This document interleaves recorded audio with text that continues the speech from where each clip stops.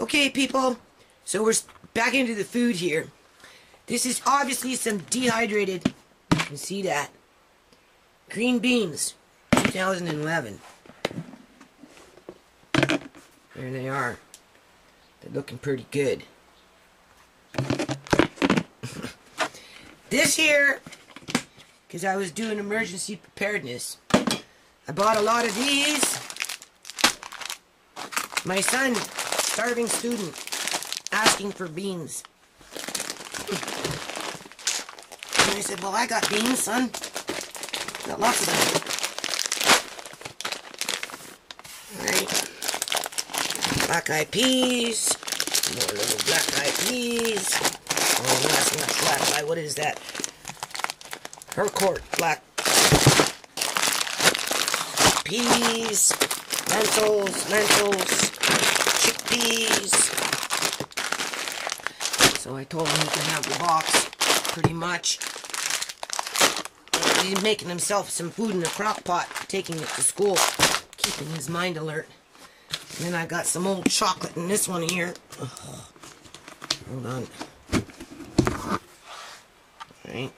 Chocolate doesn't go bad. Tastes like chocolate to me. Chocolate milk. Some peanut butters. He gets one, I get one.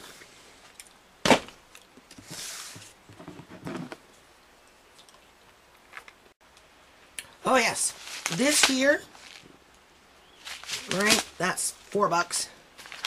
This one, $4. These are for sprouting, for salads, right? These are from the organic store.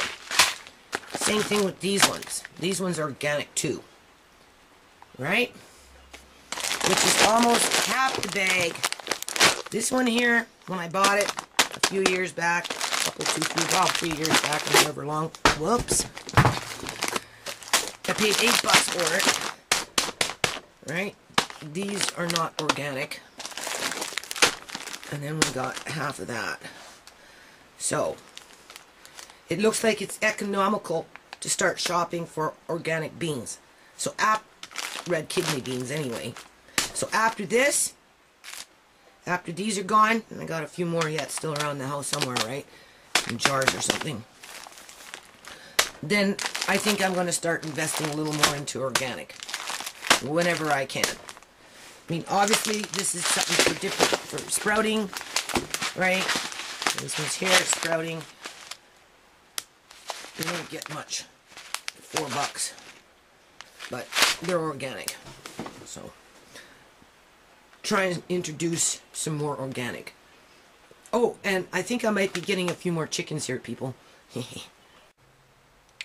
Okay, people. I want to make a comment. Because this is like, I don't know, fucked up. I made a comment to them. To this fella right here. Okay? I'm not trying to feed into the hype here. But I pointed out that these rocks that this Dana person talks about are all breakline water rocks.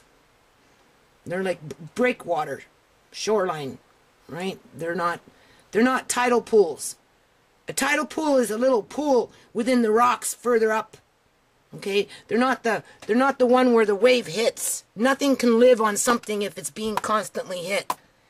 But Dana is showing you a lot of rocks, saying everything's bare.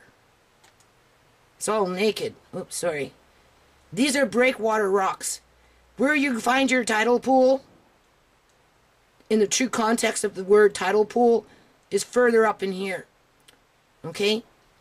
This is where the waves come crashing in. That's why there's nothing living there. I made reference to that. They deleted it. You can see it's gone.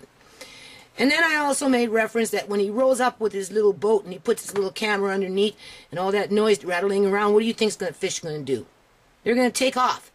So you get that one picture of a bullfish. And, well, nothing else exists. Well, because he scared them away. Right? I don't know where this big, great, grand debate is going to be coming in from, because if they're censoring the minute you click out of that page, you know, what else are they doing? Like, they're deceiving people, right? The other thing is, this is a cold water body, ocean, right? There's only certain shellfish that live here. I also make reference to that. Clams is one of them, which they bury underneath in the ground. Mussels will live in a group, and you won't necessarily find them right there as the waves are crashing, you know. They might be further up in here somewhere. Okay, whoops, can you see that? You know, or maybe you might get a nest of them, because they like to nest, like an oyster. They build beds for themselves. So you may find some of them over there, not so much here, because this is where the rough sea comes in and hits the rocks. That's why it's just seaweed there, right? Nothing too much is going to grow on there. These are breakwater rocks. This is what breaks the tide in before it comes into the in between the islands and whatnot, right? Let's see, where am I? That's not what I'm looking for, right? This is, again, this is the tidal pool is back here, people. That's a tidal pool. These are breakwater rocks. Okay, this is what cushions the waves, so they don't kill off all the fucking trees. Because you have to remember, these waves will come crashing in, right? They'll come flying high when it comes rough seas. Nothing too much is going to live there. I don't know what the push per pound, or the velocity of a wave is. 100-mile winds, you know, 80 kilometer winds, 60, I mean, that's a lot of pound per pressure in terms of wave action coming in. Okay, so when he's saying that these rocks are bare, well, yeah, they're bare. They would be bare. And these are same, you know, it's the same thing, except down in here, you might find, right in here, you might find a tidal pool. The real definition of a tidal pool, right? And in that tidal pool, you're going to find those little wiggly things, and you might find a couple of little baby, you know, crabs, and you might find a couple little bit of bullfish, and that's about all you're going to find in there, and a little bit of seaweed, right? And some mussels, and maybe a couple of those little snail things. Other than that, you're not going to see anything else, because that's only what lives there. Because what happens is the water goes out, and that's how they survive until the water comes in. That's what a tidal pool is. This is not. This is a shoreline. This is different. These are breakwater rocks. Okay? And they go all the way up to the shoreline of, you know, where sand meets earth. Right? You know, it's a progression. So, I just want to point that out. You know, we have oysters, we have clams, we have pockets of mussels. You know, again, not so much here, because they wouldn't they wouldn't withstand the wave action. It's impossible. They would die. They'd be blown off. They'd be ripped off with the waves and the 100-mile wind. Okay. What else do we have for shells? Not too much more than that.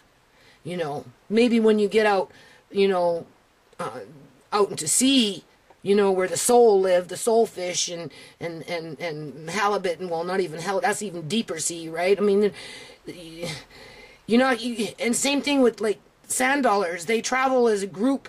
They move. They actually have little legs underneath themselves, and they move, right? And they're not going to be sitting up in here, because they'll be thrown around with the waves, right? So there's only certain areas that those kind of things live, right? And what else do we have out here? You know, well, crabs, you know, crabs will hide. They'll hide up and through here and all this other stuff, right? You know, maybe, I don't know, like, I don't know, you know, crabs will travel in groups as well, right? It's been documented where, you know, crabs have gone for migration to mate, and they're crossing over freaking roads just to, you know, carry on with their tradition as a crab, right, in some areas of the world. You know, but we don't have, you know, we obviously have a starfish problem, but, you know, like, is it really related to Fukushima? You know, and there's no hard fact science around it. It's just a lot of speculation. But outside of that, there's not too much other sea life that's abundant on the west coast. The water is too cold. It's not like Florida where you get those big albino shells, and you know you get into the more fancier shells. You go to Jamaica and you can come back with a shell that's like, you know, 6 to 8 feet long, right, and 5 to 7 feet tall. And that's how big those shells can get down there. Those shellfish. But down here, no, you're gonna have to dig for your clams. You're gonna have to dig for your dinner, and you're gonna have to go hunt for an oyster bed, right? And same thing with what are those things called with the little spikes? I can't remember now. Sea urchins, right? They travel. They move around. They have little legs. That's what those little spikes are. They move, right? And they're constantly on the go. You know, they don't just hibernate in one spot, right? They're actually a ferocious creature, and they can wipe out. They themselves can wipe out seaweed, because that's what they eat, right? So if there's nothing on the rock, it's because they're getting ready to pick themselves up and go somewhere else. You know, it's called the food chain, right? So I just want to point that out, and it's really unfortunate that people are playing games like this and putting out misinformation, in my opinion. Yeah. Okay. I'm listening to this, right? You gotta listen to this, people. And yeah, sometimes you can't get in close enough to the shoreline to get a good picture. But there's no mussels on the entire coastline. No one can come up here and find mussels. No one's going to go up here to the coastline, debunk anything I say, no matter... Okay, his debunking is obviously deleting comments that make people think. That's the first note I'd like to make. The second one is he wants you to go get a boat and GPS and track where he was, right? Like fucking superhero, and take pictures of the exact same spot that he did, even though he's not giving you all the information. He's only giving you partial information, right? And then after you take the pictures where he's been in like this particular spot, then you have a right to have that debate with him. Then he'll consider that, you know, well, unless of course you're convinced that everything's bare and naked, right along the base shoreline as the tide's going in and out with, you know, 100-kilometer winds blowing through. So, yeah. What I said, it's true. There is nothing left on the coastline. These pictures are definitive. The site at the nuclear proctologist is full of it. If someone got a problem, they can go over there and look themselves. You see, that's the thing. I don't need to look because I grew up on the west coast of Canada. I played at the ocean for hours, and I played at more than one location. I played right on the point of Dallas Road with the breakwater that they built out there. I played on the rocks. I played in actual tidal pools as a child and as a young, you know, 10, 11, 12, right? 8. Used to play up in the gorge area, up in Langford and Langley and all, not Langley, but Langford, and oh God, I used to jump off of sand dunes, people. 100 feet down, I'd go sliding in the sand. That was up in Langford, someplace like that. I can't remember, but it was up further up the island. I played at the ocean at Qualicum Beach, and that's when I witnessed for myself how sand dollars move around, and they like sand. Because not every shoreline has sand. Only certain gullies or gorges will have sand. And with that will attract a sand dollar. But you're not going to find them in a place like this because that's not how they live. They're like an oyster. They have their particular environment they like. You know, clams like their particular environment. Mussels, right? Bullfrogs will live in certain, depending on the size. But unless you go out and go to the same places, and I provide same you places, GPS, and I provide you GPS. GPS. But you know what? We're not going to give you a donation because we're all maxed out because we gave it to Dana Dunford. Right? So what? Do I have to start my own campaign so I can go out there and prove this guy to be misleading? It's not even about a debate. Let's talk about what he's filming and what he's suggesting. and why he's doing it, and his challenge. If you're not going to go out there and look at it yourself and say, look, Dana, there was lots of mussels there, but Dana took pictures of the 2 spots there wasn't, they can't. When they go out there, all they're going to find is exactly the pictures I took, no different. And I give them the feed. So that was a point of land. There was a rock pile in there. I'm moving closer. Hang on. All breakwater rocks, no matter where I go, the rocks are completely naked. Now, well, yeah, they would be. Because that's where the 100-mile winds with crashing waves come in. Those are called, that's nature's way of bringing in a breakwater. Yeah? Down south in Vancouver Island, at least there was some mussels. It wasn't very much. But whatever's on the north coast, what does he gain from this, people? Like, really, what is he gaining? Being, you know, famous and notoriety? Is that what he's gaining? Is he gaining back his youth? You know, and like, how does he get that little boat on top of the big boat if he's so crippled? I haven't figured that one out. And it's got a motor on it and everything. No, does he pull it with a string? Does he brace his legs with his cane? So, you know, because my dad's got bad legs, and, you know, you can only do so much, right? So how does he lift another boat on top of a boat? Can't find it. If it's there, it's just a little tiny patch here and there, but yet I haven't found. What does he got to gain? Popularity? Right? Donations that he never tells you exactly how much he gets? There's no ledger. Where's the ledger? Where's the dollar amount? He's been collecting enough dollars now that we should at least have a base dollar amount for all his volunteers. He's got 100 people that makes donations to him on a regular basis so that he can sit up in some marina for a couple of weeks and complain about the bad weather in British Columbia, Canada in fucking middle of winter when everybody knows it's blowing freaking rain and more rain and blowing more rain, and a storm will come through in the middle of the night, and then it's more rain and winds are blowing, and and then it might snow for a week or so, and then it's back to rain.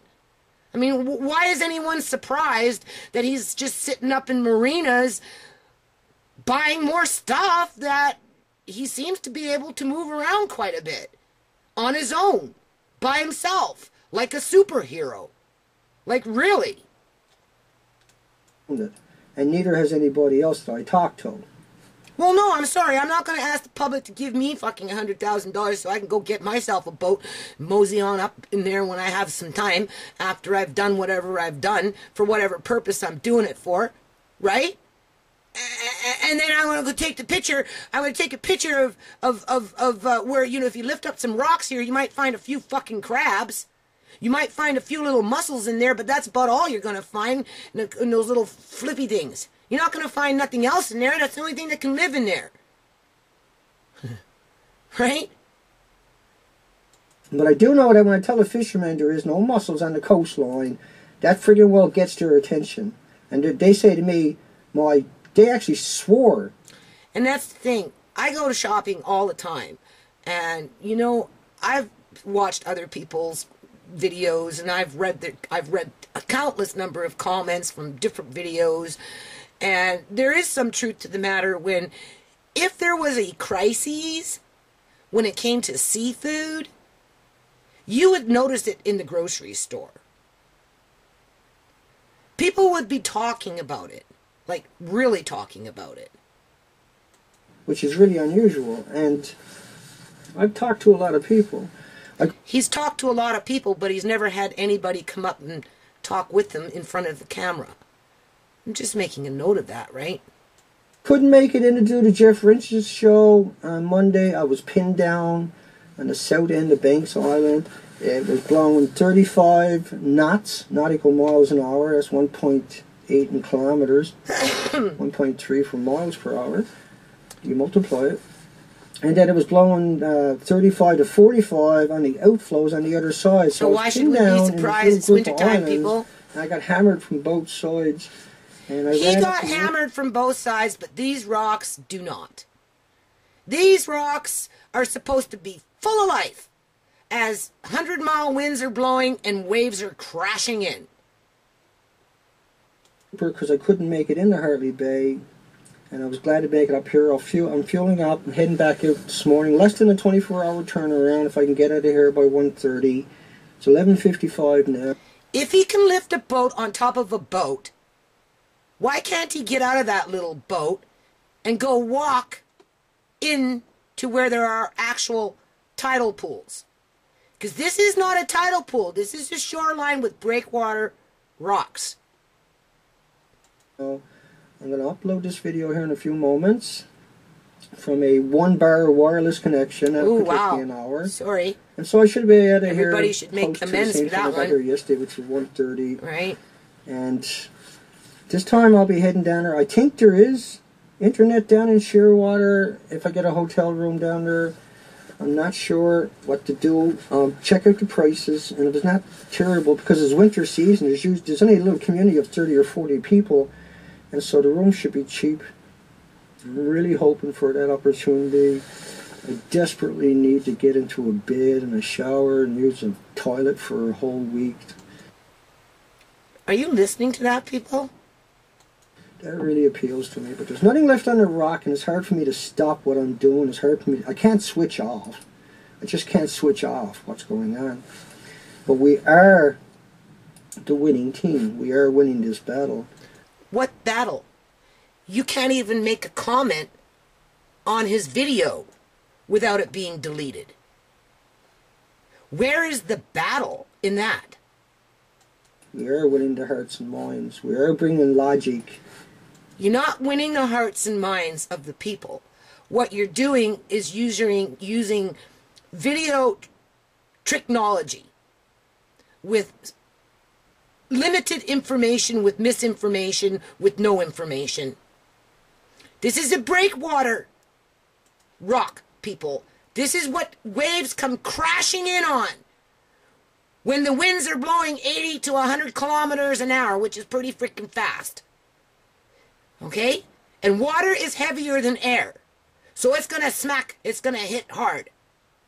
And it's going to squish or squash or kill whatever's living there outside of maybe some seaweed and a few little shells that tuck themselves in between the little nooks and crevices of these rocks so that it won't be destroyed when those waves come in. To the table, we are bringing the data to the people. What's the data? And while you might not see the response and feel the gratification, where's right the now ledger? for trying your best and helping as much as you can. Well, some of us are asking how much have you collected for this?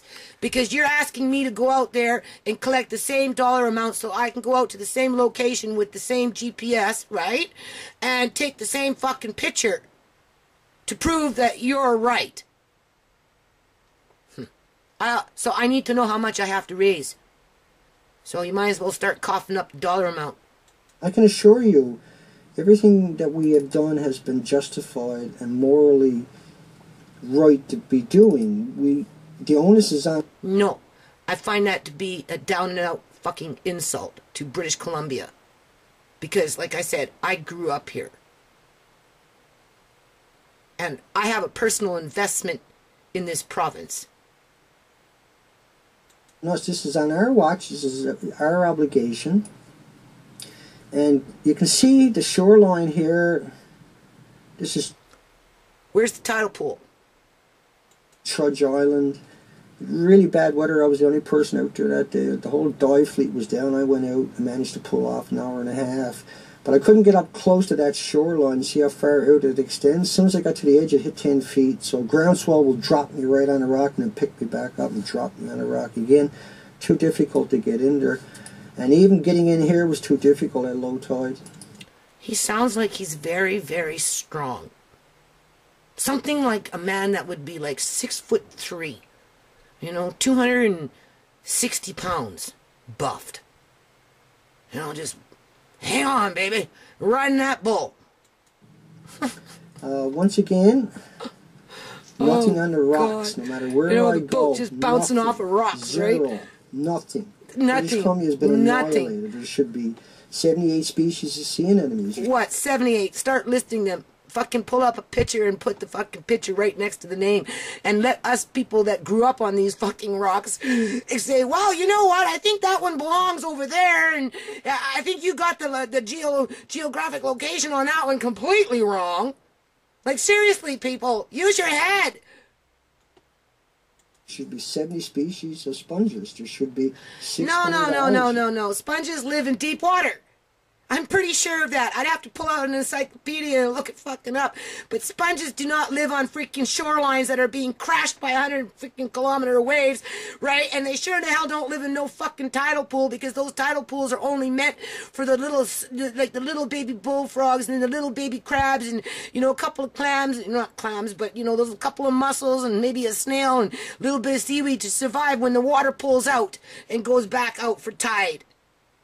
That's what a tidal pool is, right?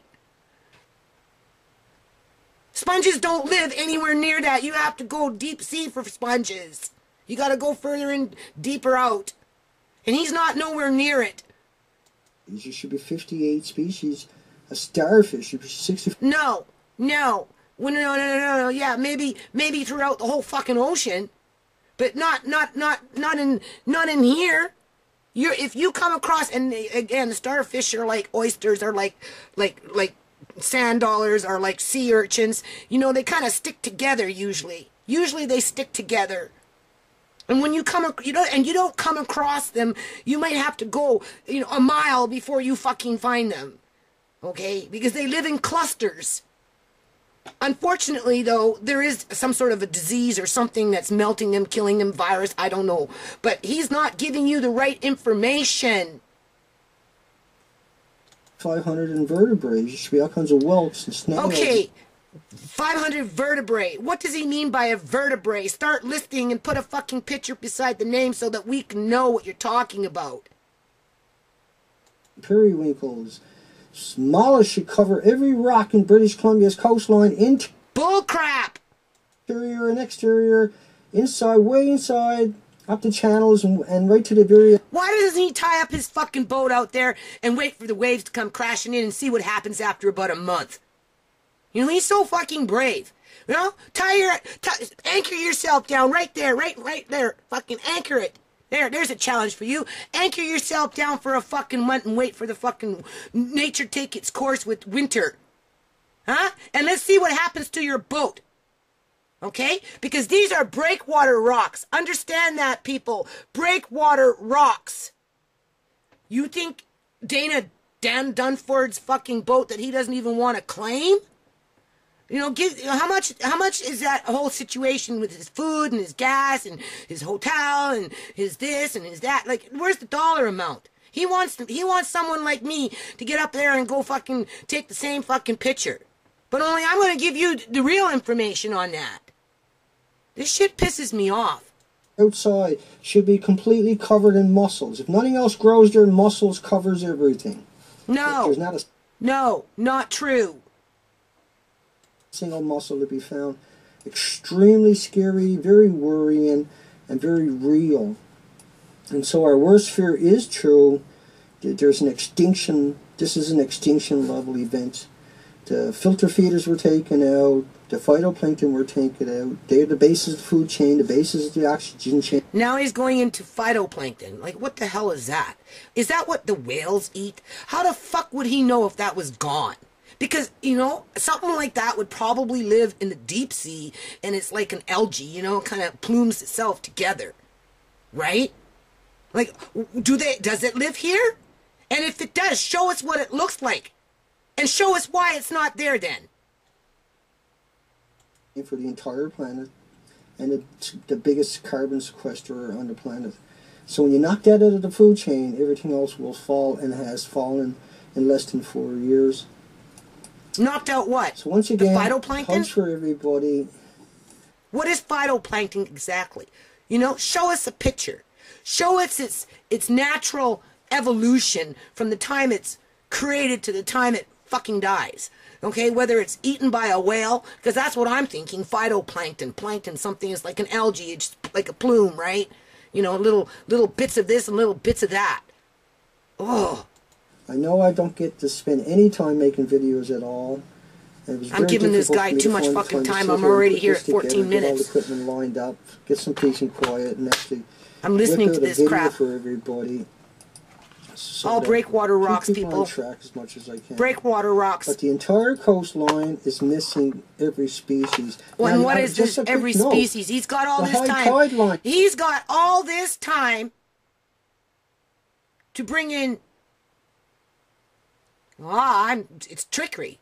Because he's not giving you the real information, but he's sitting up on a fucking boat. There's only so much you can do, right? Sitting up in hotels. Why doesn't he pull out a book and start listing this stuff down with the pictures so you can see what he's talking about? Right? And where it's documented that they live. Okay, so what's going to live there? Crab? Where's the crab going to go? It's going to go inside there? Is that where a crab lives, in there? Huh? Is that where crabs live? But we're to assume that that's where it's supposed to live, right? Or we're to assume this should be covered in black mussels. All of it. All the way. Right? This is unnormal. Looks pretty weather-worn to me, people. It looks like it's a very well-made nature's breakwater. It should be full of unique species. All Are you British listening Columbia. to See, this? British Columbia doesn't get ice in the winter. It doesn't get snow. It doesn't get, you know, it's a very unique place. It's rainforest all along this entire coastline. You can see the rainforest comes right up to the shoreline. Well, right there at that point right there is where this would be where all the high tide critters and plants and flaunas and He's flora lying. and insects and algae He's and misleading critters you. would live. And they live in harmony with the ocean rising and falling No. all day long. That's not a tidal And pool. you're That's a listening to it. breakwater, people. And so I never mentioned that enough, but the high tide species are just important as the low tide species. He doesn't even know what he's talking about.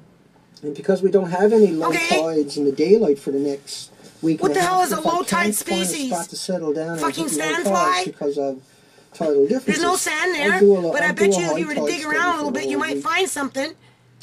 And because that's very important too, and I should be doing that while I'm doing everything else. It's just that the low tide is such a unique, well-known, very visible, vibrant color area, and now it is just a dead zone, and nothing can seem to grab hold and live there anymore. Remember, the ocean is a super life, and that a glass of water would normally contain 75 to 100 million phytoplankton in a glass of salt water. That salt water should have another billion creatures. Has he tested eggs? Has he even bothered to look underneath a microscope to see how many fucking creatures live in a tablespoon of water, or on a those little slides? How does he know what's living in the water? Really? And larvae and small fries in it. And that would reseed the coastline immediately.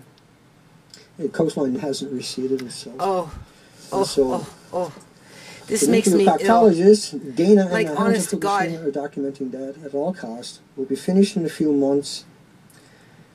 Continue to support me, and I know I don't need to ask, but I'm just, for the people that don't know what's going on, I just want to enforce that on you. We are the real deal. We got no reason to... Who's we? Him? Really? We. Who the hell is we? Because it sure isn't me. I can tell you that right now. Is it the 100 people that financially support him through this? And whether they do it knowingly that he's misleading the public, or whether they do it through ignorance because they themselves are so concerned about Fukushima and the results of pollution in our waters. Okay, like really, what does he gain out of this? Because he's asking for money, right? And at the same time, he's challenging people like me to raise the same amount of dollar amount, but he's not telling me how much I have to raise in order to be able to be in his league. And I'll tell you right now, I ain't going out there by myself, people. I'll be bringing somebody with me. I'm not that stupid. Okay? I don't know how he pulls that little boat on top of another boat. Right? Like, really. Like, I'd like to see that one. Why doesn't he videotape that one and show us how he does that by himself? That would be interesting to see. Lie to you or manipulate or for deception. What was that? Everything we're doing is vetted and verified and factual. No, you're not. There's nothing factual about about this. Because if it was factual, there would be, more written written information, like in terms of, well, this is a clam and this is what it looks like. This is an oyster, this is what it looks like. These are where clams like to live and these are where oysters like to live. And since he seems to think there's like 5,000 freaking fucking things that live on these rocks as the waves are coming crashing in, why doesn't he start listing them? And then that would be factual. Else, because why bother when this is so complicated that only the facts can help anybody. And I believe everybody is smart. He's not providing facts. He's providing misleading pictures with misleading information. Enough, more than smart enough to digest. And he's not telling you how much it's costing the public to keep him on that bandwagon.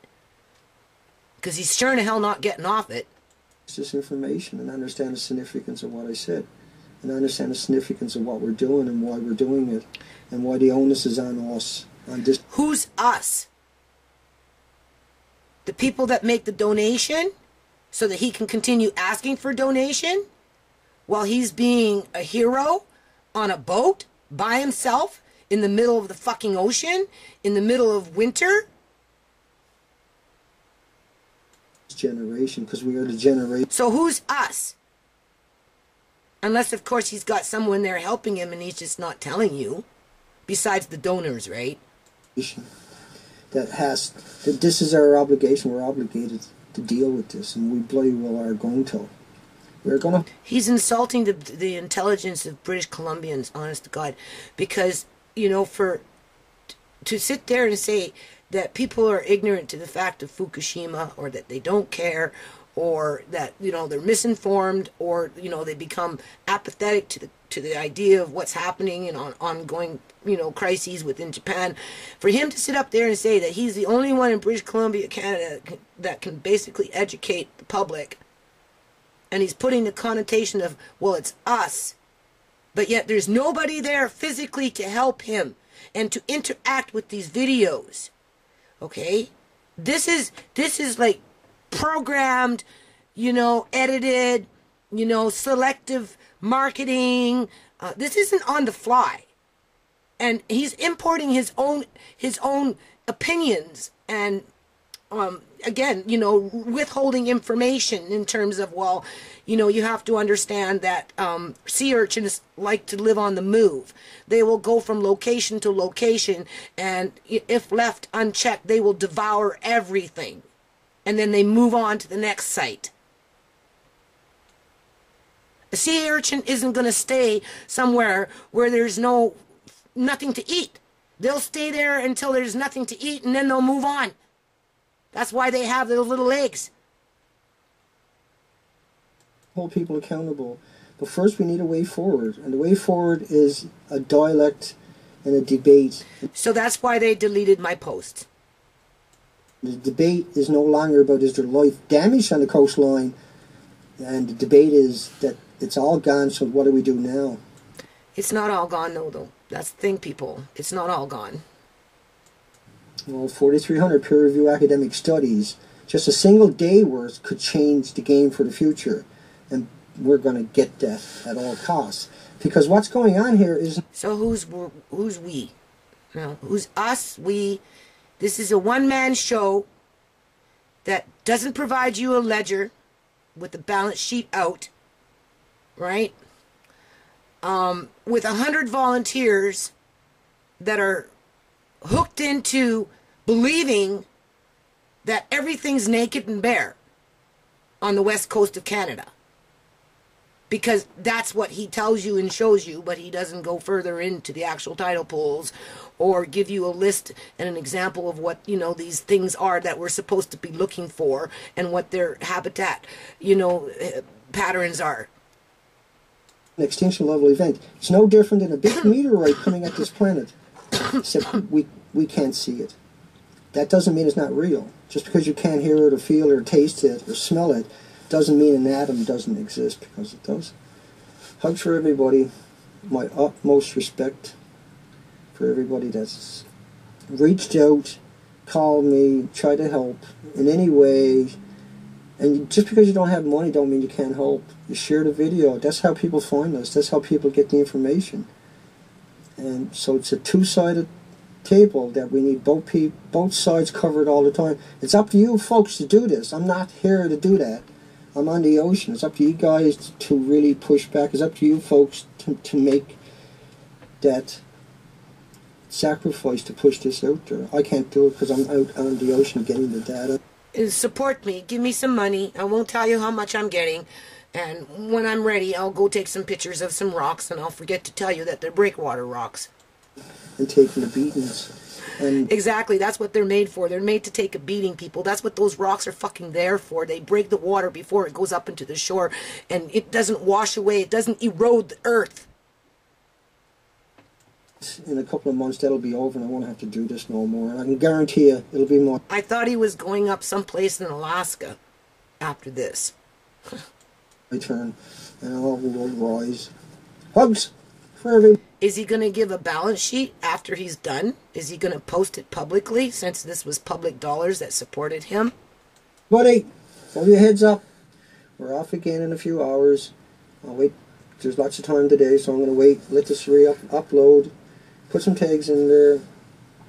I guess nobody wants to be liable, because he has no first mate.